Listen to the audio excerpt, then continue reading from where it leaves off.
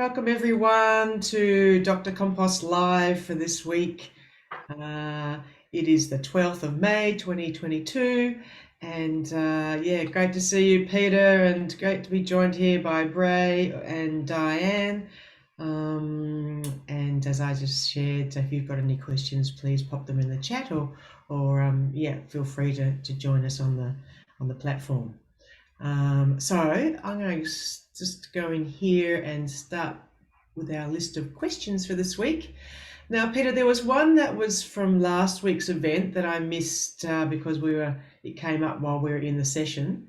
It came from Trinidad, and he had quite a long question. Yeah, I'll go through it. I have that in front of me, and so I'll just read through his question and then reply to it. So he was saying that their community shared agriculture gardener has two mini subpods. One's in a wooden box with soil in a greenhouse as an experiment since she started winter in Montana. And so her question was, is her bed the right size for the mini? So there was some idea about, do we have a sort of preferred size? And really, the minimum size around the mini would be 2 feet by 3 feet in American units, or 600 by 800 millimeters in metric. That's the minimum size, but anything bigger than that is fine. The more soil you have around the mini, the more you buffer it from environmental conditions. And then the next part of that question was, how many worms to start with? So she started with 10,000, which is a nice ample number to start with. The more worms you start with, as a rule of thumb, the more easily your system will get established. So the bare minimum that we've recommended is 500 for the mini, but I'm starting to think about, if people are especially starting in an off season, like a cooler time of year, is to actually grow that 500 up in a bin to at least double before they put it into the mini, to avoid losing the worms, because it's the sort of thing where if you have, say, difficult conditions, the worms might travel, and then when you have so few, you can feel like, hey, what happened to all my worms? By having more to start with, a few can travel, and you'll see there are plenty left behind. And then the last part of her question was, the cover of the guidance said that onions could be fed in small quantities, and they were asking, defining what a small amount would be.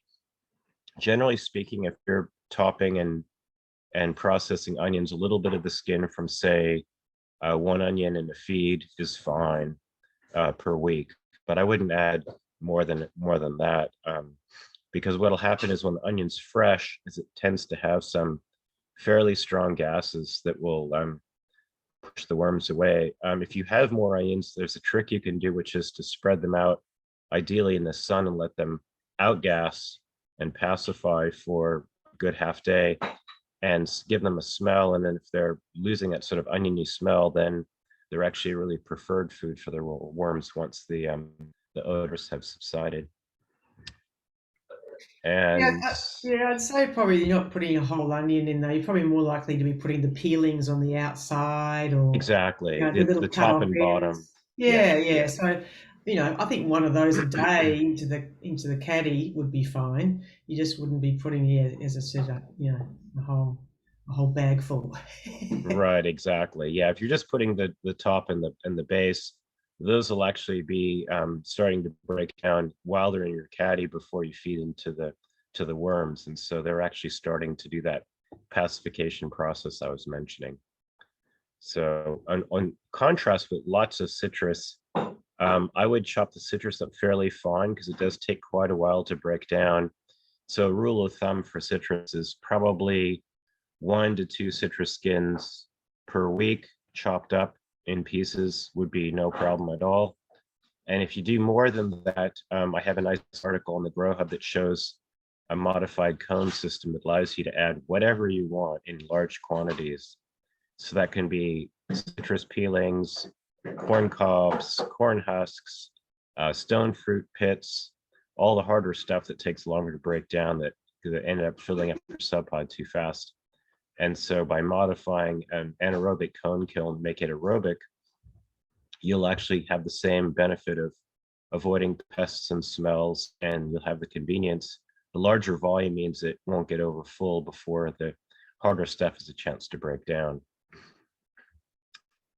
Okay. Okay. Well, okay. I wanted to bring this one up because I've seen a lot of conversations going on in various different areas. It's about the disappearing worm, Yeah.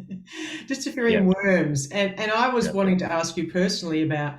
There was one person that noted that during the night time when they went to go show someone their worms, they found that there was a lot more activity in the sub pod than they had during the day. So I wanted to myself personally just check in around, are worms more Yes. active at night, and would that account for a lot of disappearing worms in the day? They go and snooze in the garden and then they come back at night to feed or something. Well, they definitely can be nocturnal because they do avoid light, and so they tend to be happiest when they don't have the threat of UV light, especially which they're sensitive to, making contact with their sensitive skin, and so they'll tend to go a bit deeper during the daytime, and especially if the night's damp, they'll tend to come up to the surface when things are a bit wetter. So you'll often see after rain conditions, they'll come up to the surface.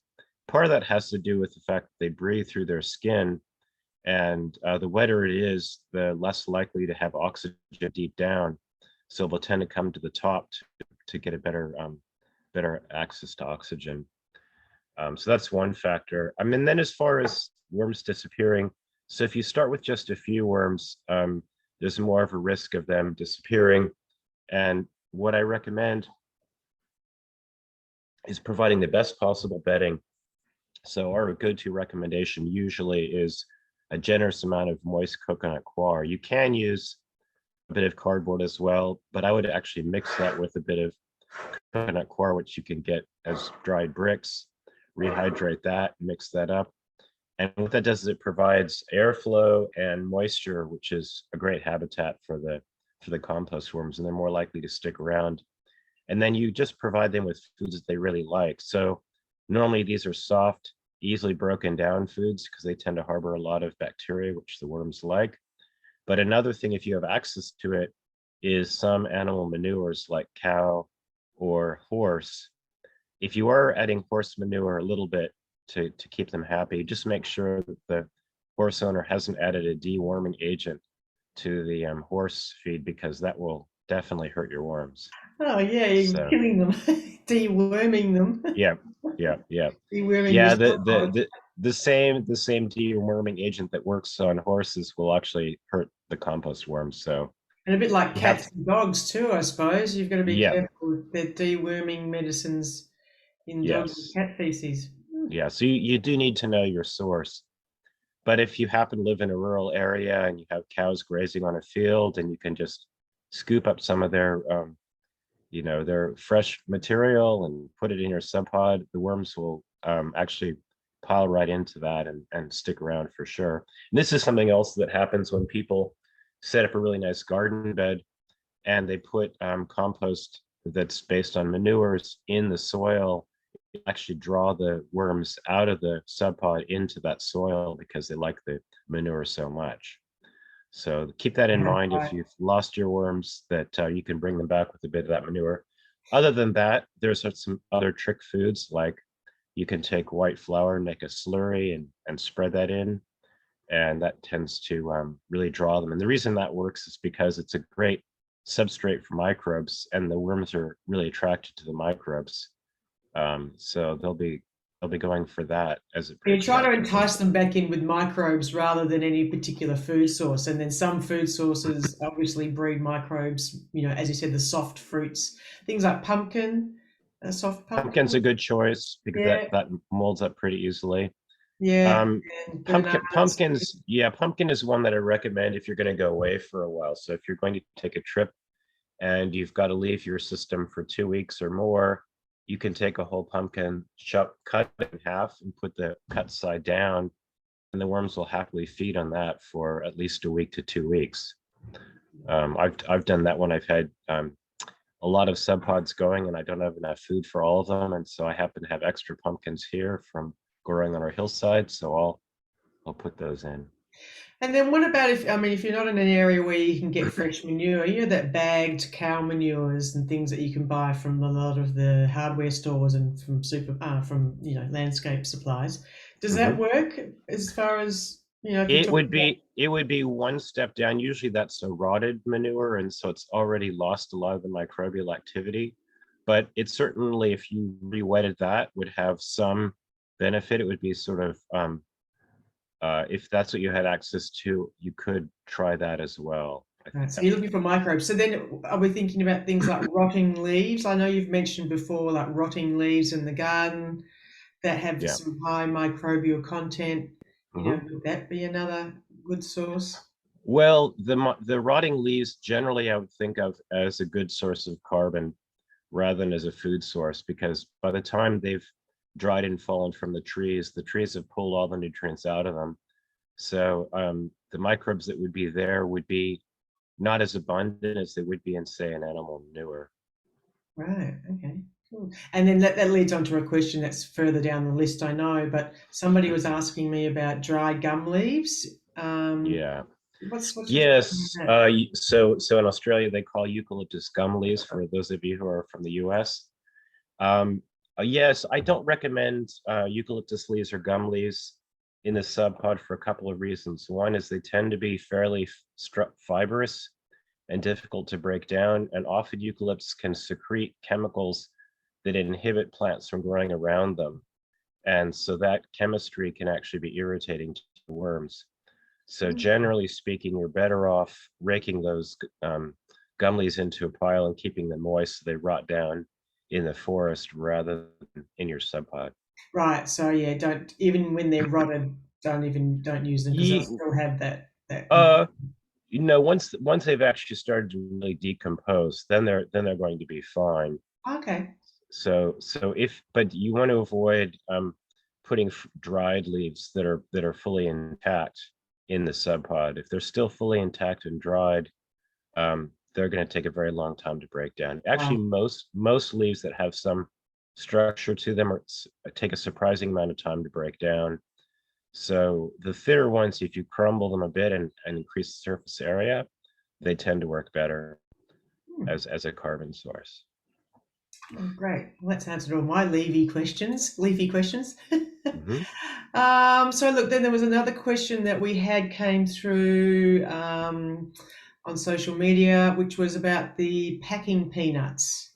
Mm, Are they able to be added to the sub pot and composted? definitely. So the packing peanuts that are biodegradable are the ones made from cornstarch. And so what happens is, as in contrast with the styrofoam peanuts, when you add a bit of water, they'll collapse down into a bit of slimy ooze. And that can actually be done where you take those peanuts, maybe put them in a bowl of water, and then once they've collapsed down, then you can mix that with your food waste and put that into the sub pod and it'll be fine. So that's how you'll be able to tell whether they are the Yes. foam ones or the non-foam ones is put them in Just water, and then the just in case, non-foam ones will float.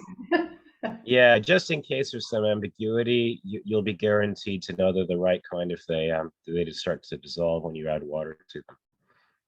Great, wonderful, and of course there are lots of other packaging things these days. I've noticed a lot of packets I've been getting have got like that wonderful corrugated cardboard packing that Mm. they're using these days, and that's the sort of thing I know worms love to, particularly to hang out in the grooves. Yeah, that's good stuff. It's a nice, rich carbon source. I'm not a big fan of the wool blankets. Sometimes you have this wool packing material that people can use for packing delicate items in the post. But generally speaking, that takes a very long time to break down in a sub pod, and it tends to repel water. So I'm going to say, could it be as a worm blanket, or you think it's too yes, it would worm? it would be well. What I would recommend is actually above the worm blanket as an additional layer of insulation. So you could save it for Hmm. the winter time, and you could actually Or the pack it summertime? or the set. Well, it's tricky about the summer because you're already generating heat inside of the sub pod, and Mhm. you don't want to have that sort of get trapped inside the sub pod as well. And so generally for the summer, I would prefer to have the sub pod in the shade, but allow the hot air to rise up out of the system. You're right. Yeah. And maybe throw a few frozen bottles on top of the worm blanket. Definitely. Yeah, yeah. That's always a good trick, is adding frozen water bottles and burying them in the bedding. Great. Alrighty. So now we've got a question that was about someone saw they opened their sub pod to find a knot of worms under the lid on top of the divider, and then some minuscule white bugs mites Hmm. on the cardboard. Any thoughts why the worms were doing that, and what the mites are?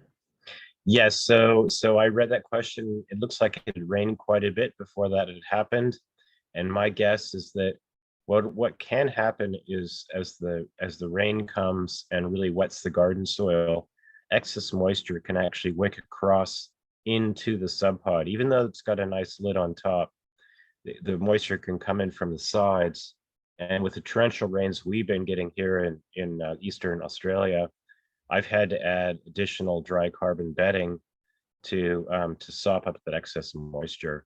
And so when you see worms congregating above the subpod bedding, usually what's going on is there are conditions they're not really happy with inside the bedding. And it'll be for one of two reasons. It's either because the excess moisture means they're having a difficult time breathing in there and they're looking for airflow, or you just added a bit too much food or foods they don't like and they're just getting away from them. Right. I thought they might all just be getting together to breed. Oh, there is that possibility too.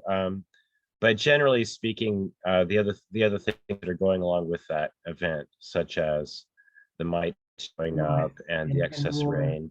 Yeah. Yeah. And So then the generally, mites. Yeah. oh yeah, for the mites themselves, adding the extra carbon should take care of them. Just keep them from getting out of balance. Generally, a few mites are not a problem. It's when you get a huge population boom of them that it's showing your system's gotten a bit out of balance. And so start with the excess carbon to take care of the excess moisture and bring it back into a damp but not wet condition. And then if you still have persisting mites, you can sprinkle a little bit of agricultural lime, so that the powdered shells from marine animals tends to be high in calcium, and it's a little bit alkaline, and it'll actually correct some of the acidity that you can get from that excess wet.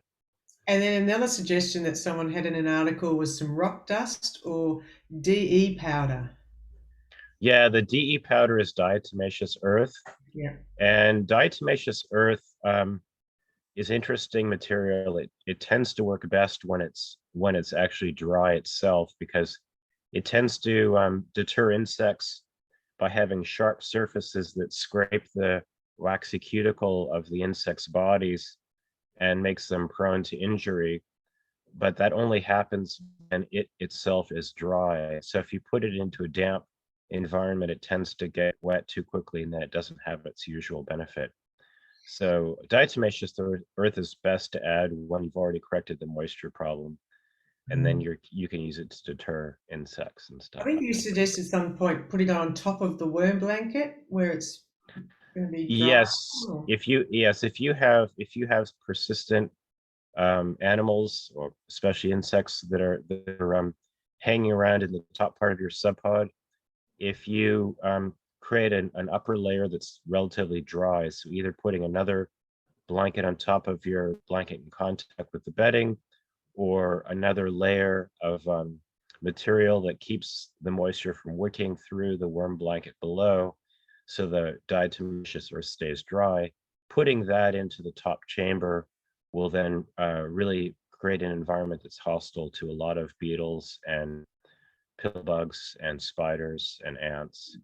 Interesting. So you'll generally discourage them by having a bit, and it's totally harmless to the worms.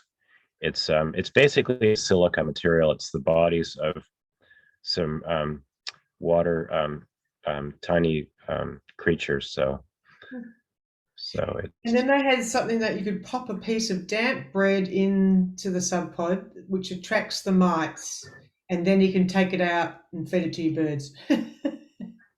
sure, that sounds like an interesting idea. Yeah, I haven't tried that myself. I didn't know that.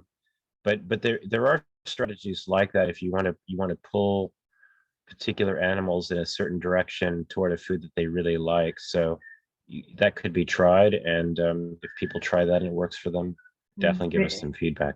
And then of course it was lots of, yeah, dry, add more carbon, let it dry, trying to reduce the amount of moisture. Hmm. So that's That's a good one too. Yeah. yeah. Alrighty, and then now we've got one other question here from Eric, who was asking about adding some irrigation hose to his vegetable garden Hmm. and keep it pinned down with 4-inch steel landscape garden staples. Would Hmm. this metal harm the soil, plants, and worms? Also, could this add too much water to the sub pod if the hose is around it? Yeah, good questions. The staples will be fine to put into the soil. Generally, if the staples, sorry, I've got a bit of a cold here. Generally, if the staples are galvanized metal, that means that you'll have a bit of zinc that gets shed off of the metal staples as they're sitting in the soil, but a little bit of zinc in the soil is probably going to be just fine over time. And as far as the drip irrigation line, you definitely want to avoid having it right up against the walls of the sub pod. But one thing I've recommended to people is to move it out a bit, say 5 or 6 inches or 15 centimeters away from the walls of the sub pod. So run that line around the outside of the sub pod, and then you can actually put a plant between the line and the wall of the sub pod, so that it'll take up any excess moisture that comes from the weep lines, and it should be totally fine in that situation. Yeah, because I always like to try and keep the soil damp, because Hmm. of course for the plants as well as any other of the worms as well. Because when you get those extremes of, especially in somewhere like Australia where it dries out and then it gets wet and dries out, it's better to try and keep it at a sort of a constant, more damp soil level rather than too many extremes going on because especially. Very, very, very true. And so that's why those wicking lines or drip irrigation lines are a good choice. And then especially you can put a bit of mulch on top of them. Yeah. So whatever moisture you've added to that soil will then be sort of preserved underneath the mulch better than if you just had it open to the air above. And Catherine's right. If you maintain the moisture of the soil, it's good for the microbes in the soil, but also the soil properties for absorbing water are maintained. So oftentimes, if you let soil dry out, you've probably seen this when you've had houseplants in pots, and you let them dry out, and then you add water later, you'll see the water running down the outside edge of the pot.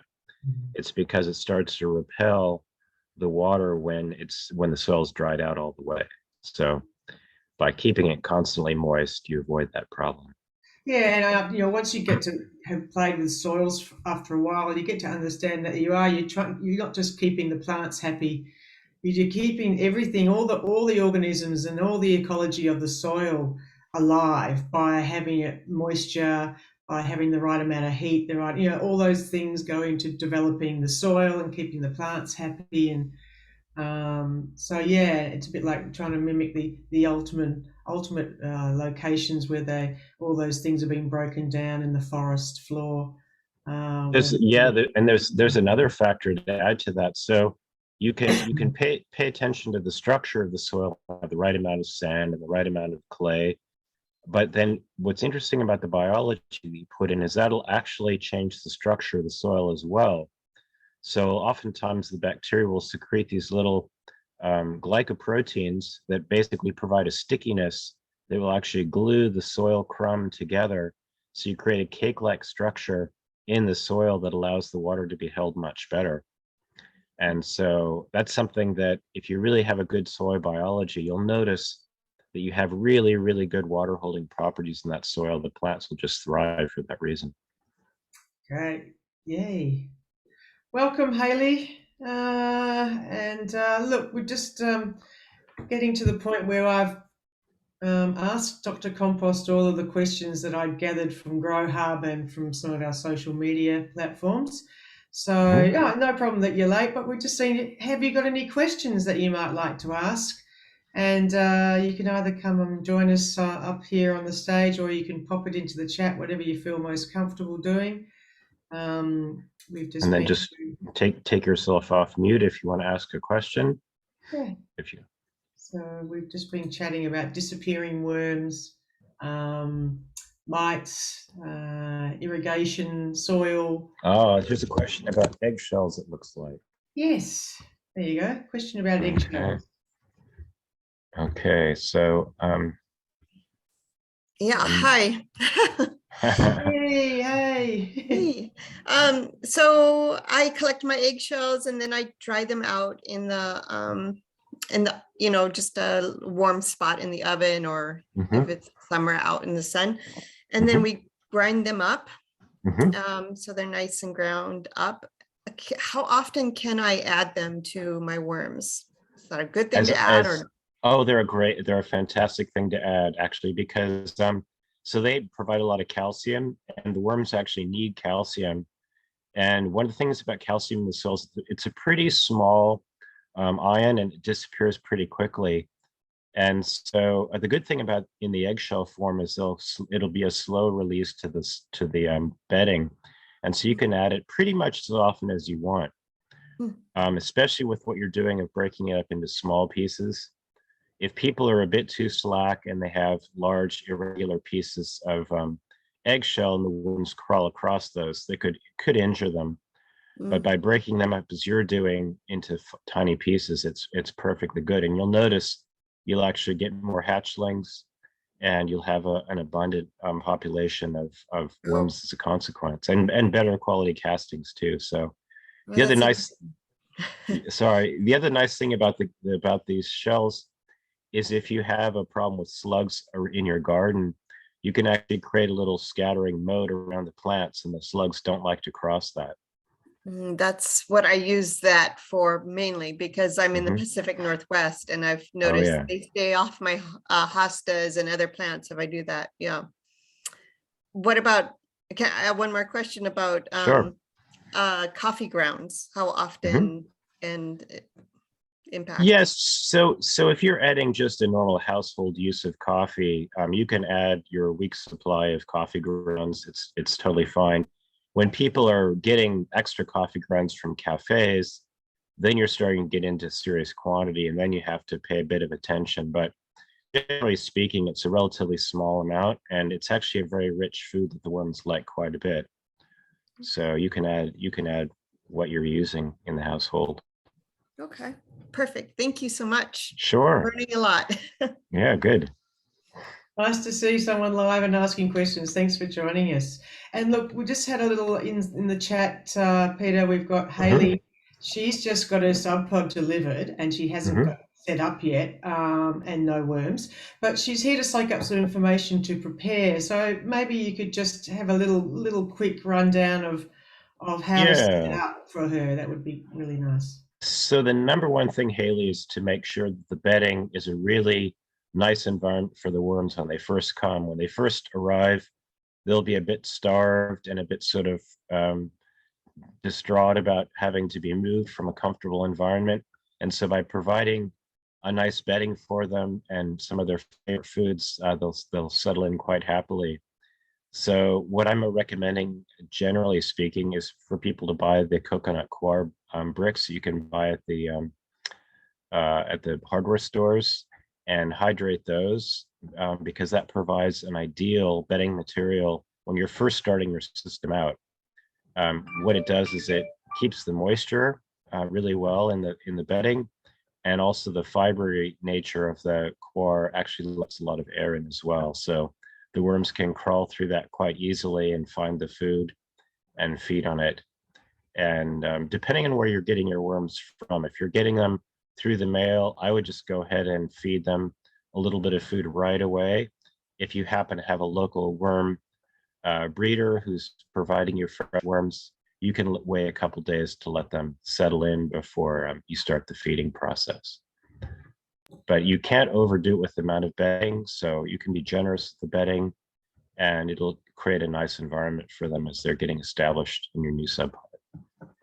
Yeah, I kind of like that analogy of the starting a fire. You know, that the Hmm. bedding materials like your paper and your kindling or your fire starters almost, and your food is like you're starting to add your food waste little bits at a time, until you've got a really robust population, and then you can start throwing in larger amounts. But don't be afraid if you have the disappearing worm thing going on.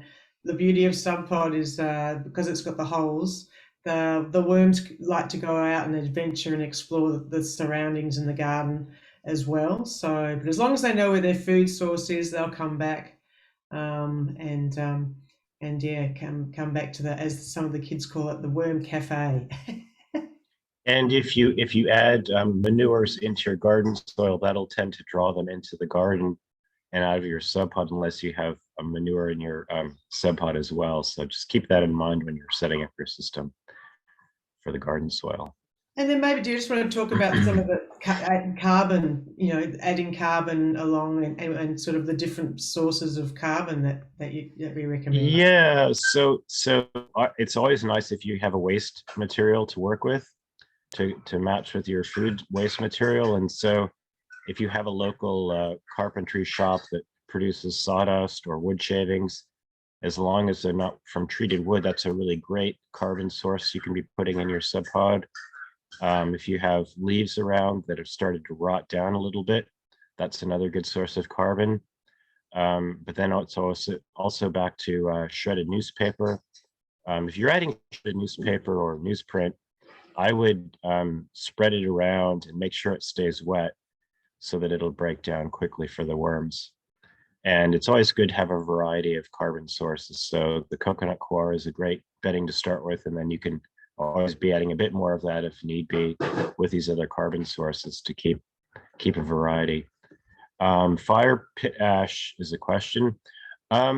Generally, it's a bit toxic. What I would do is actually add the fire pit ash in water and then sprinkle that a bit into the soil of the garden bed rather than into the sub pot itself, because that will provide some nice minerals, but you want to spread it around a bit because it tends to be fairly alkaline, and that can be a bit tough for the worms in direct contact. So it could actually burn their bodies if they contact it. Yeah. Great. All righty. Well, if there's no more questions, I think we might let Dr. Compost go and have a little bit of warm tea and rest. But Yeah. if you've got anyone else got one more, I was going to put it out there. Any more questions right now? No, you're all looking pretty good. So look, thank you from Leanne. You're most welcome. We do this every week, so have a look on the Grow Hub. And yay, thanks for showing your face, Leanne. If there's any other questions that pop up, I'll be creating another event in Grow Hub, and if you pop them into there, we can answer them next week. And again, if you can't attend, we always put the recording up, so that people who are in different time zones from us Have a chance to answer them. Okay, great. Wonderful. All right. Thanks everyone for joining. Have a great week, and happy composting. Bye.